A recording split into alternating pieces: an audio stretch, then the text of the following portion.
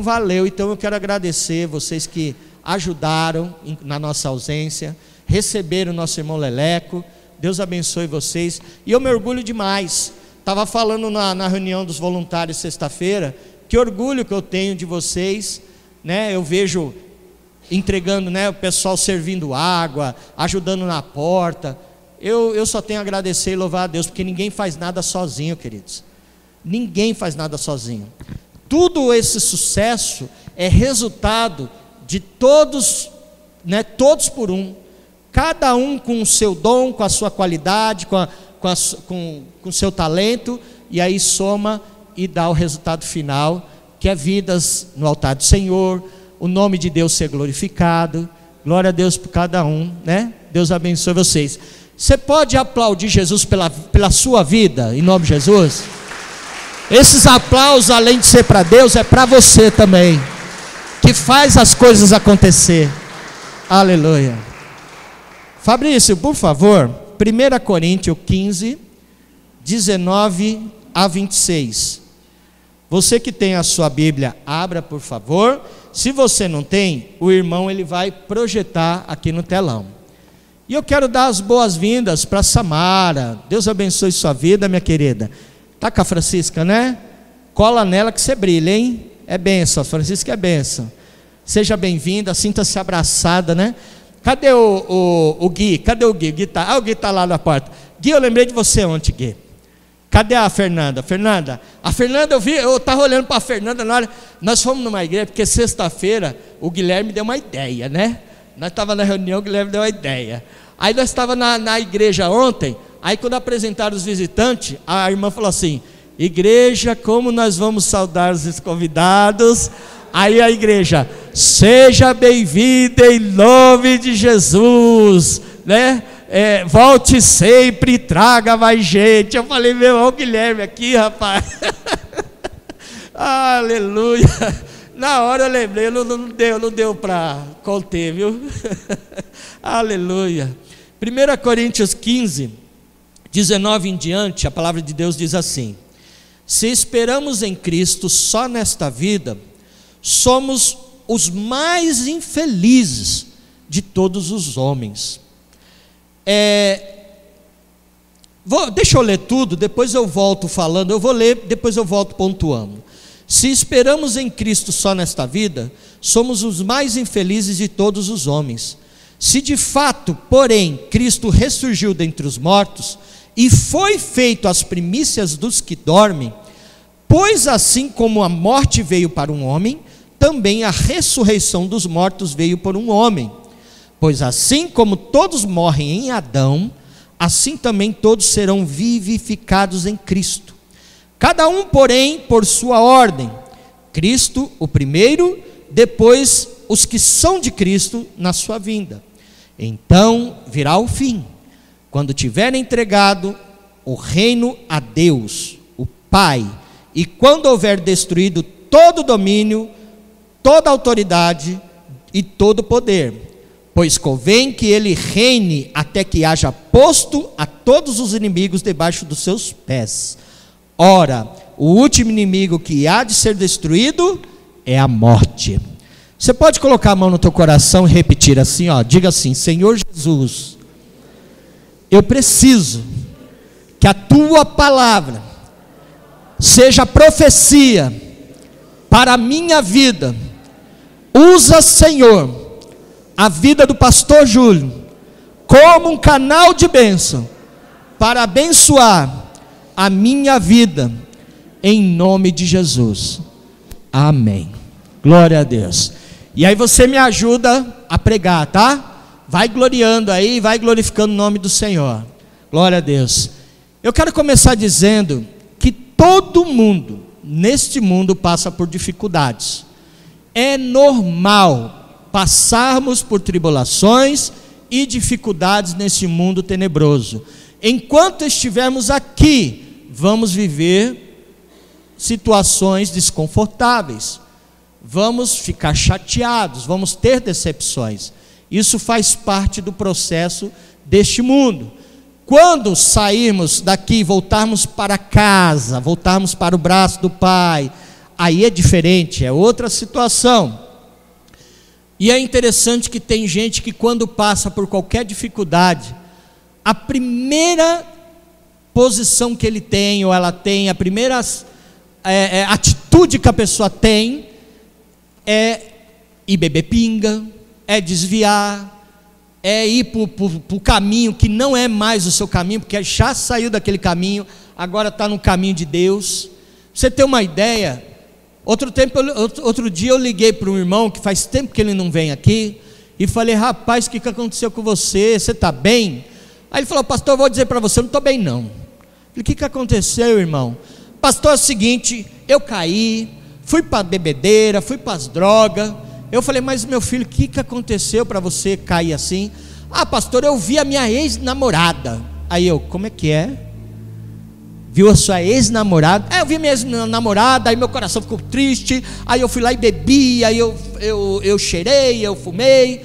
Eu falei: meu querido, isso não é motivo, isso não é motivo para você ter uma atitude dessa. Aí eu comecei a ministrar no coração dele.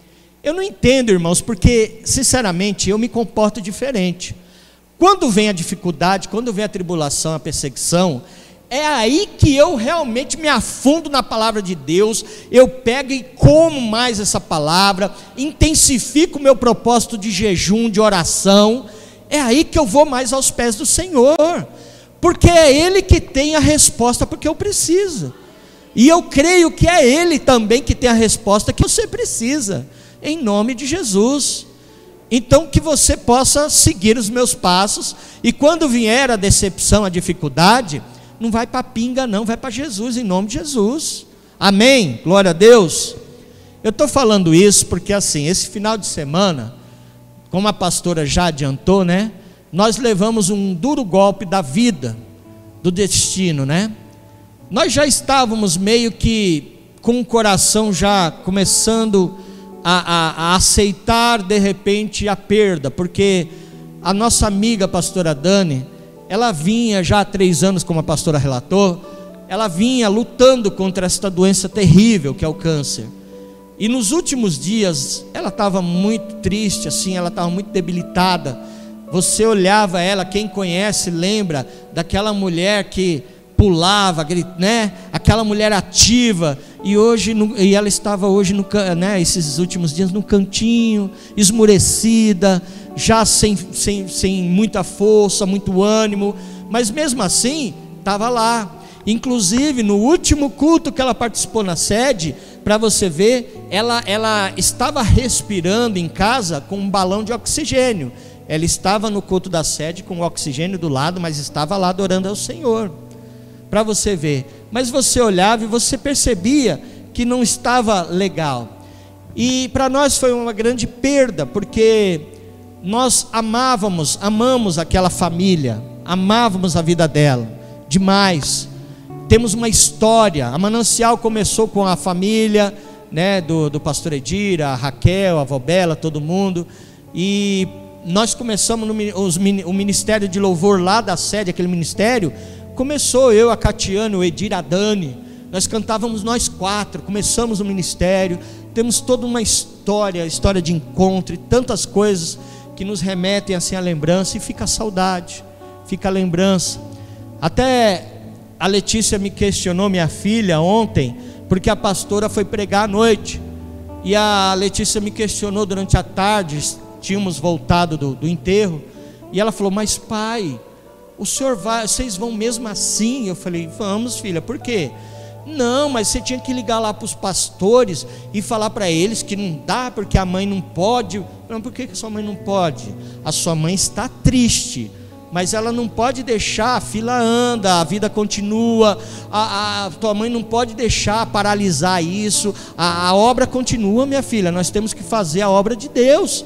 Eu falei para ela: eu tenho certeza que a pastora Dani, se fosse o contrário, ela também faria a obra de Deus, e eu tenho certeza que se ela pudesse, estivesse aqui, ela iria falar para sua mãe: vai e cumpre o seu chamado. E nós fomos, e a Débora Fernanda estava, e foi uma bênção, irmãos. Deus usou a vida da pastora de uma forma extraordinária naquele lugar para falar com as mulheres, de forma que até nós que estávamos lá, os homens, fomos impactados. E foi um lugar, foi um mover maravilhoso, e fora que estava tudo preparado. E já pensou se ela aborta, se ela deixa, se ela paralisa e deixa de cumprir o chamado? Há situações que entristecem o seu coração, você passa por dificuldades, por situações, mas isso não possa te paralisar.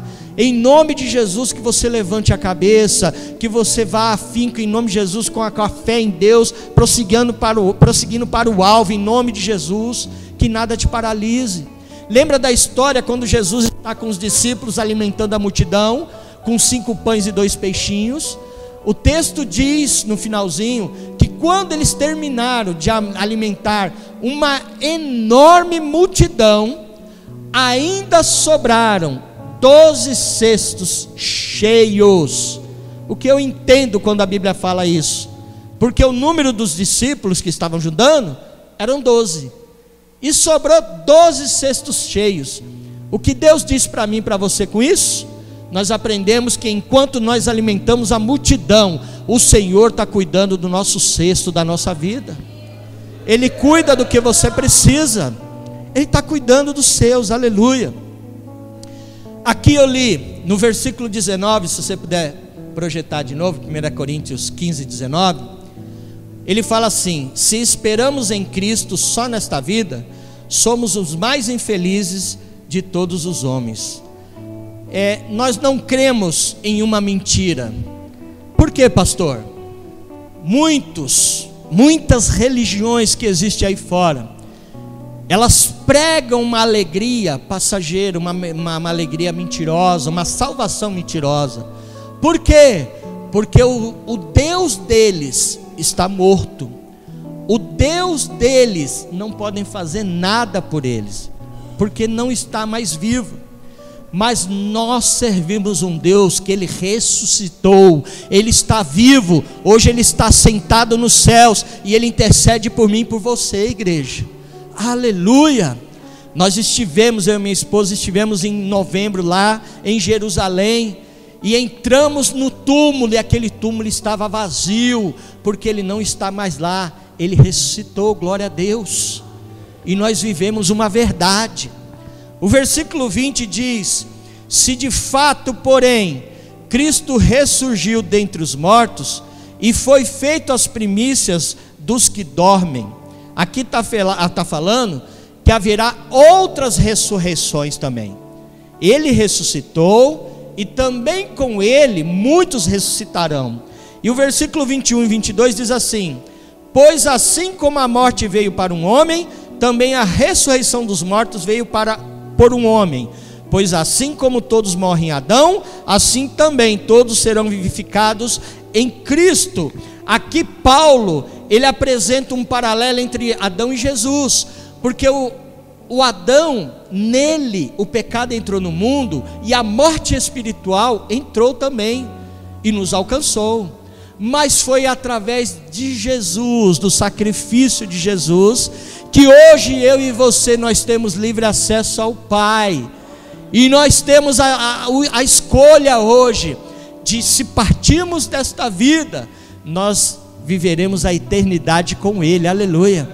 Porque Ele disse em João 14, Jesus dizendo: crede em Deus, mas também crede em mim. Na casa de meu Pai há muitas moradas. Se não fosse assim, eu não vos teria dito: eu vou preparar lugar. Eu vou, mas quando eu for, eu vou voltar, viu? Porque eu vou vir buscar vocês, aleluia. Ele fez essa promessa para mim e para você, igreja, e Ele vai vir buscar aqueles que são dele, aleluia. Versículo 23 diz assim: cada um, porém, por sua ordem, Cristo primeiro, depois os que são de Cristo na sua vinda. Temos a garantia de andarmos com Cristo também e ressuscitarmos com Ele. Aqui a palavra está dizendo e está nos garantindo. E o versículo 24 a 26 está falando: então virá o fim, quando tiver entregado o reino de Deus, entregado o reino a Deus, o Pai, e quando houver destruído todo o domínio, toda a autoridade e todo o poder, pois convém que ele reine até que haja posto a todos os inimigos debaixo dos seus pés. Ora, o último inimigo que há de ser destruído é a morte. O que esses versículos estão falando? Que Cristo é o Senhor e Ele reinará em nome de Jesus. Aleluia, Ele é o Senhor. Isso daí não tem discussão. Esse texto é pano de fundo para nós, de repente, até fazermos um estudo de escatologia que fala sobre os últimos tempos.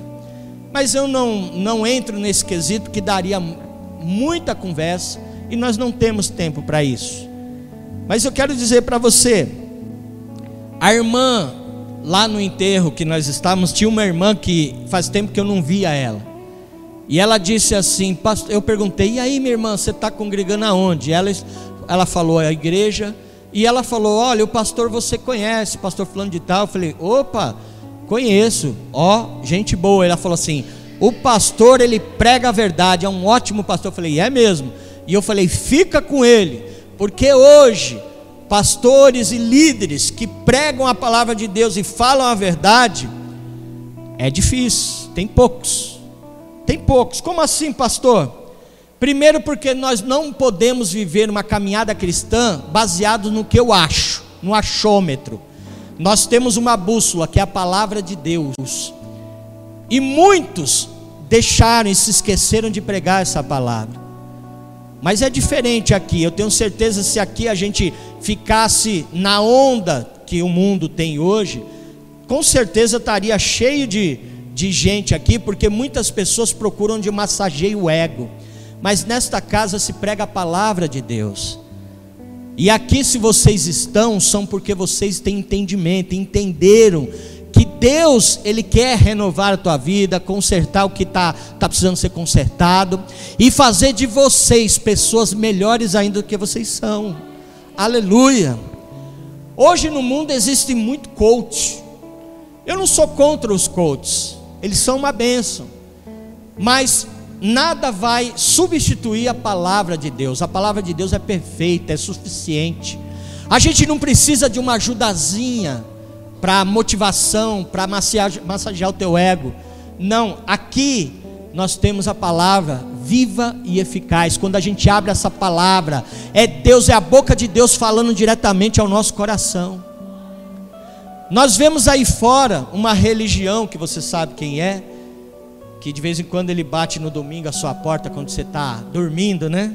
Eles acordam você para pregar a palavra, e eles dizem, não, nós vamos morar aqui, a eternidade é aqui na terra, com os leões, com os elefantes, né?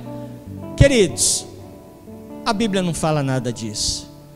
O dia que nós fomos promovidos para a glória, nós vamos morar e reinar com Ele na eternidade, aleluia, nas mansões celestiais. Jesus ele foi, como disse lá em João 14, e Ele está preparando um lugar muito especial para mim e para você, para nós voltarmos lá e adorarmos, buscarmos, dia após dia, 24 horas, adoração ali, entregarmos adoração a Ele, aleluia. Então não deixe o seu coração ser refém de aproveitadores da fé. Hoje na internet há muitas pessoas que querem, né? Querem conquistar espaço, muitos querendo admiradores, que todos deixem like, porque eles necessitam disso, e eles começam a falar coisas que não tem nada a ver, muitas mentiras. Tem uma mocinha, uma menina, que muita gente está gostando, está seguindo, gosta das mensagens dela, ela canta também. Mas tome cuidado com o que muita gente fala. Em uma das pregações dela, ela disse assim: vocês não precisam confessar os pecados a Deus, não. Jesus conhece o seu coração. E aí eu pergunto, coloca para mim por favor 1 João 1,9. 1 João 1,9. Vocês não precisam confessar os pecados, não.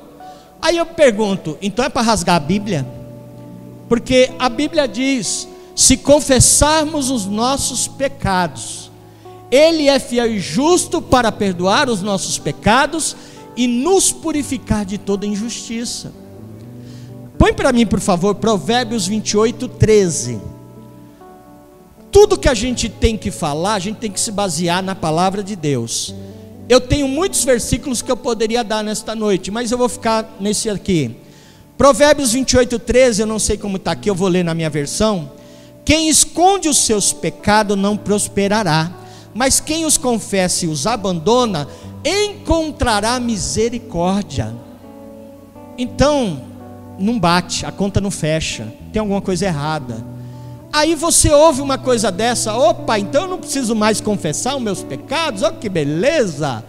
Aí eu vou fazer um monte de besteira e não preciso falar nada para Deus. Não é assim.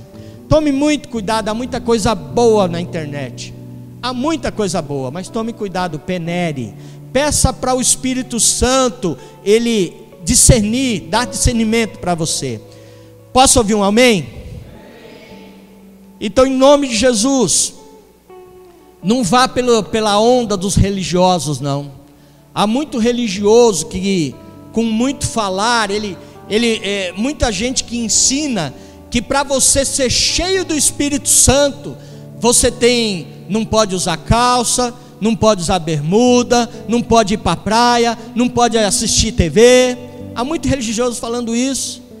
E aí você vai para o inferno, quando chega no inferno, aí você fala, ué, mas eu fui na onda daquele cara, e aí não tem mais volta. Eu lembro uma situação, até antes de contar essa situação, deixa eu contar uma situação que eu ouvi o apóstolo falar hoje de manhã. Ele estava lembrando de um caso que aconteceu com ele. A Débora, vocês conhecem, esposa do nosso irmão Kleber, o apóstolo era de uma igreja muito religiosa, muito. E ela, de uma igreja tradicional, que usava calça, batom, brinco. E um dia o apóstolo chamou ela para cantar na igreja dele. Ela tradicional, ele religioso, na igreja religiosa. Aí ela foi. Quando ela começou a cantar, ela foi normal, como ela estava acostumada a vestir. O apóstolo percebeu uma movimentação meio estranha, mas tudo bem. No outro dia, uma irmã ligou para ele e falou assim, apóstolo, não está certo não. Ele falou, o que foi, minha irmã? Aquela irmã cantando de calça no altar é pecado, Deus não se agradou, né? Só faltou falar, vai queimar no mármore do inferno, né? E ele falou, mas querida, ela é de outra denominação, ela tem um pastor, ela não é da nossa igreja, eu não poderia, né, forçar ela a usar os costumes nossos. Nós temos o nosso costume. E ela veio com o coração aberto, foi lindo, ela ministrou, foi uma bênção. E a irmã, não pode, que é pecado. Aí o apóstolo assim, meu Deus, me dá graça, Senhor, e agora? Aí ele falou assim, minha irmã, tem gente que faz pior. Tem gente, por exemplo, que adora assistir filme pornográfico. Aí a irmã falou assim do outro lado, pode não, apóstolo? Pode não? Aí o apóstolo falou, agora peraí que eu vou pegar você, peraí. Que história é essa, irmã? Que negócio é esse? Não, apóstolo, é que de vez em quando eu e meu marido assistem para dar uma pimentadinha, né? Aí ele, sabatinada, né? Aí você vê como é que é o religioso. Eu ia contar para vocês que uma vez eu tinha banda lá atrás, uma vez a gente foi cantar numa igreja, e a Catiane foi de calça, e era igreja, né, com uso e costume, e o rapaz não me falou. Quando o pastor da igreja viu, porque nós ia cantar na mocidade, quando o pastor viu, falou, não, de calça não, se não pôr uma saia não vai cantar. Aí tudo bem, a coitadinha ficou de lado, não cantou, mas olha só, né, a falta de inteligência. Não, falta de inteligência não, desprovido de inteligência, né? Não vou falar assim. Uma vez a gente foi cantar, e quando nós estávamos chegando a convite do irmãozinho da mocidade, numa igreja, quando nós chegamos, eu fingi que não ouvi para não deixar o irmão envergonhado, mas o pastor chegou e falou assim, falando de mim, você me traz um pregador sem bigode para pregar? E ainda sem terno e gravata? Aí eu ouvi, olha, ele tem 10 minutos para pregar, fala para ele que ele tem 10 minutos. Aí o irmão veio todo acanhado, eu falei, não, fica em paz. Eu ouvi o que ele falou, fica em paz. Aí na hora que ele me deu para pregar, eu preguei 10 minutos, irmãos, juro, preguei 10 minutos. e fui entregar o microfone. O pastor, eu acho que ele gostou, falou: irmão, prega mais um pouquinho. Eu falei: não, você me deu 10 minutos, obediência gera bênção, toma aqui o microfone. Eu devolvi, irmãos, eu obedeci o que ele me falou. Mas para vocês verem, eu estou contando tudo isso. Aí eu lembro também o apóstolo contando do irmão Gilberto, né? O irmão que tinha lá na igreja. O Sérgio estava lá hoje de manhã, ele vai lembrar. O apóstolo contando que o irmão Gilberto estava num monte. Estava o apóstolo, o irmão Gilberto e mais um irmão. E assim, o irmão Gilberto é uma bênção. Ele é de outra igreja. Na época era da igreja do apóstolo. Eles estavam lá orando, tal. Daqui um pouco o irmão Gilberto levantou e: misericórdia, está amarrado, está repreendido em nome de Jesus. Aí o apóstolo falou assim: o que foi, irmão? Apóstolo, eu tive uma visão terrível aqui. Eu tive uma visão terrível. Jesus amarra, repreende. O que foi? Ele falou: deve ter visto o demônio. O que foi? Não, pastor, eu tive uma visão de você ministrando assim numa igreja muito grande, cheio de gente. Só que as irmãs estavam tudo de brinco, batom, de calça. Aí o outro irmão, quando ouviu, falou assim: está repreendido em nome de Jesus. O apóstolo falou: sai fora, meu. Que besteira. Mas isso acontece. Por que eu estou falando tudo isso? Aqui, na onde nós estamos lendo, em 1 Coríntios, eu não posso deixar de dar uma garfadinha, né? Porque a Bíblia fala que o apóstolo Paulo, ele cuidou de várias igrejas, mas os corintianos foi o que deu mais trabalho para o apóstolo Paulo, viu? Eu vou falar para você. Eu estou com o microfone, eu posso falar, né? Mas se manifestar aí, eu oro, hein? Mão para trás, está repreendido em nome de Jesus, hein? Mas os corintianos deu trabalho, viu, Fabrício? Fabrício, eu posso falar que ele é São Paulino, então ele me entende. Deu trabalho para o apóstolo Paulo. Mas aleluia. Em Coríntio, aqui, eles viviam como se não houvesse amanhã. Eles não se preocupavam com o testemunho a ser pregado, a ser dado, com as consequências que eles enfrentariam com as suas atitudes.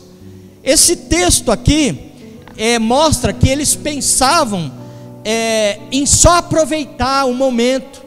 Eles pensavam em só aproveitar a oportunidade. O amanhã não importa, o que vai acontecer amanhã, se eu morrer amanhã, acabou, não tem mais nada. Esse era o pensamento do pessoal aqui em Coríntio. Por isso que eles faziam o que eles queriam.